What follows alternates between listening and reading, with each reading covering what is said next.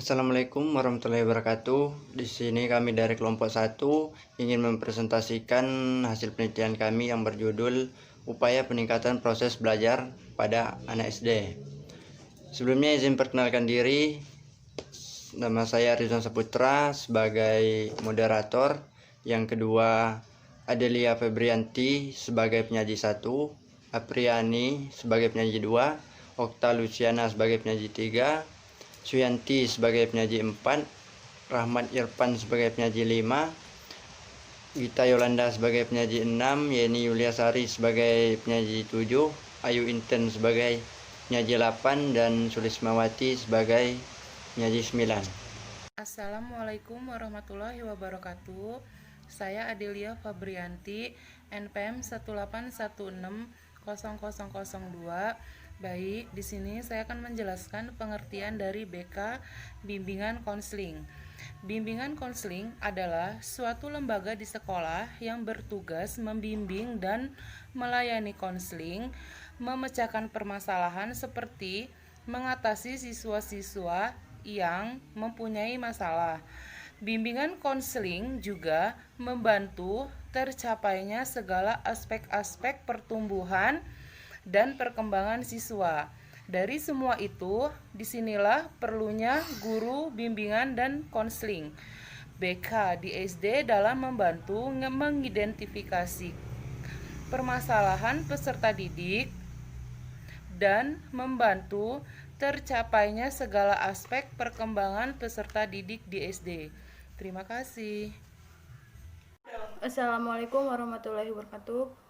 Perkenalkan, nama saya Apriani, MPM 18160015. Baiklah, di sini saya akan membacakan data hasil penelitian pada hari Jumat 6 November 2020, tempat MI Miftahul Iman, Jalan Sinar Mulia, Teluk Betung Timur, Pekon Ampai. Narasumber Nova Ivitahul Ariyanti, SPD. Berdasarkan hasil pengamatan, keaktifan dan hasil belajar siswa MI Miftahul Iman, khususnya pada mata pelajaran, dipengaruhi oleh faktor eksternal.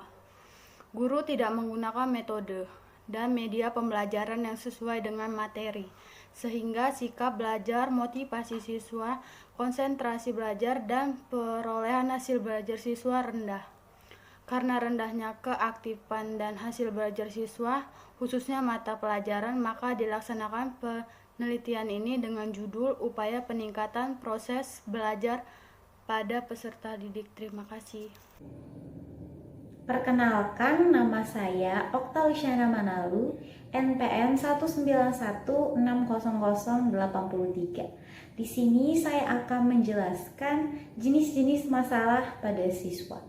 Perkembangan kognitif peserta didik dapat dikatakan mulai mengalami masalah jika mereka merasa ada ketidaksesuaian antara kenyataan dan harapan, serta tidak terpenuhi kebutuhan dirinya dan merasa ada sesuatu yang tidak enak pada dirinya. Jenis-jenis masalah pada siswa ada dua hal, yaitu pada aspek kognitif atau pola pikir anak. Contohnya adalah yang pertama, berpikir negatif. Yang kedua, rasa ingin tahunya rendah. Yang ketiga, suka menyalahkan orang lain dan menganggap dirinya paling benar. Yang keempat, berpikiran irasional. Yang kelima, malas masuk sekolah. Yang keenam, tidak memperhatikan pelajaran. Yang ketujuh, terlambat berpikir. Yang kedelapan, pelupa. Yang kesembilan, sulit menghafalkan nama kata dan nama benda. Yang kesepuluh, pelupa. Yang kedua, yaitu aspek sosio-emosional. Contohnya, yang pertama, pendiam, pemalu, dan minder. Yang kedua, bersifat kaku. Yang ketiga, egois. Yang keempat, tidak suka berteman dan membenci guru tertentu. Kelima, menolak realitas atau suka membuat kegaduhan. Selanjutnya adalah pendekatan-pendekatan yang ada di tingkat sekolah dasar. Ada beberapa pendekatan-pendekatan yang dapat mengatasi masalah yang dialami peserta didik. Yang pertama ada pendekatan krisis, pendekatan remedial, pendekatan preventif, dan pendekatan perkembangan. Baik, Perkenalkan, nama saya Suyanti dengan NPM 18160139. Di sini saya akan menjelaskan tentang pendekatan krisis. Pendekatan krisis adalah pendekatan yang digunakan untuk menangani peristiwa yang sedang terjadi yang mengarah pada situasi yang tidak stabil dan berbahaya, sehingga masalah tersebut harus segera diselesaikan dengan pasti. Misalnya, ada peserta didik kita yang mengalami permasalahan dalam proses belajarnya. Maka, kita sebagai guru atau pembimbing anak tersebut, atau bisa dikatakan pembimbing konseling, kita harus memanggil atau menemui anak tersebut. Kemudian kita tanya-tanyai anak itu, apa masalahnya yang ia hadapi. Kemudian kita mencari solusinya atau jalan keluarnya, sehingga anak tersebut atau peserta didik tidak terus-menerus berada dalam masalahnya. Kita sebagai guru atau pembimbing, kita harus menuntun dan mengarahkan anak didik tersebut. Kita bertanggung jawab untuk bisa menyelesaikan sehingga anak didik tersebut dapat memiliki semangat belajar. Nama saya Rahmat Irfan Sirwanto Gregorius Manalo, kelas PGSD 5C, MPM 18160-106. Di sini saya akan menyampaikan materi tentang pendekatan remedial guru.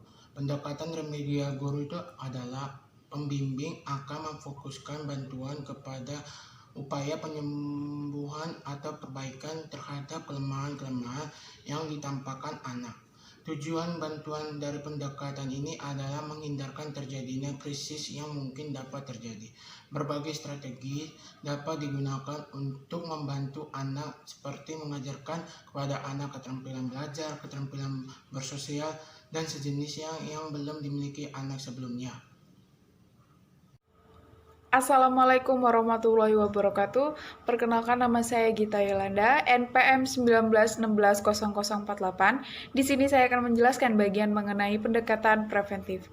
Pendekatan preventif ini gunanya untuk mencegah terjadinya suatu masalah yang bisa kemungkinan akan terjadi kepada siswa, kepada peserta didik, terutama di SD. Contoh masalah-masalah yang sering terjadi pada peserta didik yang ada di SD seperti berkelahi, kemudian merusak fasilitas, kemudian ada mencuri. Nah, bagaimana sih sebagai seorang guru untuk mencegah terjadinya masalah tersebut, yaitu kita menggunakan pendekatan preventif ini dengan cara menyampaikan informasi tentang akibat apa yang akan terjadi jika peserta didik tersangkut suatu masalah seperti tadi berkelahi tadi dan mencuri. Maka gunanya guru untuk menyampaikan informasi kepada siswa agar mereka paham akan akibat yang akan terjadi jika mereka sampai melakukan hal yang kurang baik seperti itu.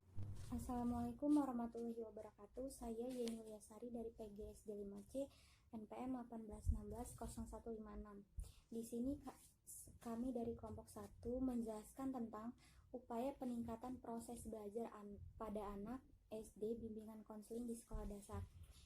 Saya akan menjelaskan yang keempat. Pendekatan perkembangan merupakan pendekatan yang lebih mutakhir dan proakhir. Dibandingkan dengan kegiatan pendekatan di atas, dalam pendekatan perkembangan, kebutuhan akan layanan bimbingan konseling SD muncul dari karakteristik dan permasalahan perkembangan anak didik, baik permasalahan yang berkenaan dengan perkembangan fisik, motorik, kognitif, sosial, emosi maupun bahasa lain. Assalamualaikum warahmatullahi wabarakatuh. Di sini saya Ayuntun Sueno dengan NPM 1816022, program studi STK IPPGRI Bandar Lampung. Baiklah, di sini saya akan melanjutkan slide yaitu pentingnya bimbingan konseling di SD. Nah, yang A yaitu menjaga organisasi kepribadian anak. Kepribadian anak masih luas, mudah dibentuk, sangat fleksibel dan belum mengalami peristiwa traumatik yang mengakar dari dalam hati.